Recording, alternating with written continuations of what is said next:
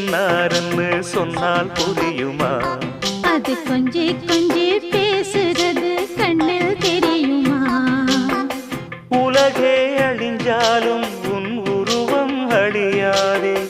உயிரே பிரிஞ்சாலும் உறவேதும் பிரியாதே.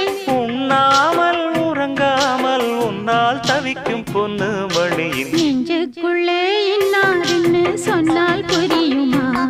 அது கொஞ்சி கொஞ்சி